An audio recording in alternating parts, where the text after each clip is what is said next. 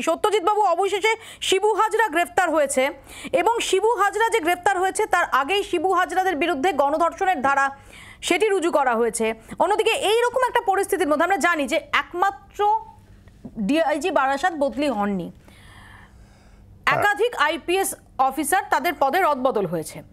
কিন্তু এর মধ্যে অত্যন্ত তাৎপর্যপূর্ণ, কারণ সাধারণভাবে যখন একটা জায়গা এরকম একটা পরিস্থিতি সেখানে দাঁড়িয়ে একজন অফিসার বদল এবং যে officer leading from the front তাকে বদল মানে সেটা নিয়ে একটা প্রশ্ন দানা বাঁধে। নাম্বার ওয়ান, যদিও মনোজ ভার্মা বলছেন যে এর সঙ্গে এই ট্রান্সফারের সঙ্গে তার কোনো সম্পর্ক নেই, কিন্তু এটা নিঃসন্দেহে তাৎপর্যপূর্ণ।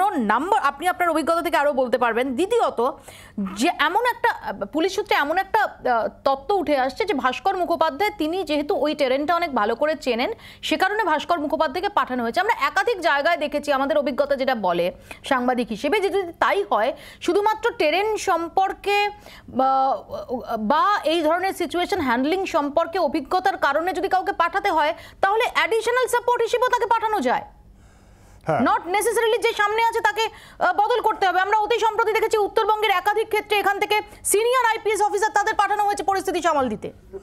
অ্যাকচুয়ালি মোপিয়া, যে আজকে আপনার যে সংবাদ মাধ্যমের কাছে যারা কমপ্লেন করেছিলেন সেইটাতে সিলমোহর পড়ল, যেরকম একটা কথা শুধু বলি, এই যে গণধর্ষণের মামলা 376D এবং 376D এর এটা কিন্তু 20 ইয়ার্স রিগোরাস ইমপ্রিজনমেন্ট আছে।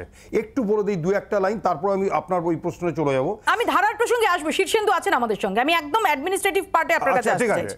এখন ব্যাপার হচ্ছে, দেখুন, যেখানে অ্যাডমিনিস্ট্রেটিভ পার্টে যে এই যে টোটাল যে সন্দেশখালী বারাসত এই যে টোটাল অঞ্চলটা রয়েছে, যিনি রয়েছিলেন তিনি সেই অ্যাডমিনিস্ট্রেটিভ পার্টে যারা থাকেন তাদের প্রত্যেকটা জিনিসের আগে সুপারভিশনের, আমার নিজস্ব ধারণা, ব্যক্তিগত ধারণা, সুপারভিশনের অভাব ছিল। দীর্ঘদিন ধরে এই যে মহিলাদের উপর রাত্রির বেলা থেকে অত্যাচার হচ্ছিল, নিয়ে যাওয়া হচ্ছিল, জমি দখল হচ্ছিল, এটা কি কোনো প্রশাসনের কাছ থেকে খবর পাবে না? থানা থেকে কিংবা নানা লেভেল থেকে, ইন্টেলিজেন্স ব্রাঞ্চ থেকে তারা কোনো খবর পাবে না? নিঃসন্দেহে পাতা হিললে খবর আসে। সেখানে কেন তারা খবর জোগাড় করতে পারলেন না এবং আগে থেকে কেন প্রিকশনারি মেজারমেন্টকে অ্যাকশন নিলেন না, এই প্রশ্নগুলো আসবে। এবং সেই প্রশ্নই এখন দেখা দিয়েছে যে এতদিন ধরে প্রত্যেকটা মহিলা, প্রত্যেকটা জনগণ ওখানে কি বলছে সংবাদ মাধ্যমের সামনে, যে গত 7-8 বছর, 8 বছর 9 বছর ধরে অত্যাচারিত হচ্ছে এবং বেশিটা অত্যাচার হচ্ছে গত 3-4 বছর ধরে। তাহলে কেন প্রশাসনের কাছে কেন খবরটা আসবে না?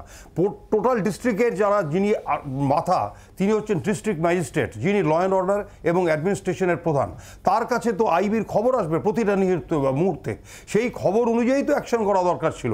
এবং যদি আজকে সেই অ্যাকশনগুলো হতো তাহলে এই জমি দখলগুলো, একরের পর একর জমিগুলো দখল হতো না এবং এই মা বোনদের উপরে অত্যাচারগুলো তখনই বন্ধ করা যেত, কিছু অ্যারেস্ট করে, কিছু কেস রেকর্ড করিয়ে দিয়ে, এবং যদি রাজ্য সরকারকে বলে দেওয়া হতো যে এই লোক তারা এই কাজ করছে, তাদের বলা দরকার ছিল। কিন্তু আমার নিজস্ব ধারণা সেখানে সুপারভিশনের, আজকে সাব ইন্সপেক্টরের কাছে যখন যাচ্ছে, ওসির কাছে যখন যাচ্ছে একজন নির্যাতিতা মহিলা, সে বলছে আপনি শাহজাহান শেখের কাছে চলে যান, আপনি শিবু সর্দারের কাছে চলে যান, শিবুর কাছে চলে যান, হাজারের কাছে। কেন শিবু কাছে যাবে? বাংলার আওয়াজ, বাঙালির আবেগ, জি 24 ঘন্টা।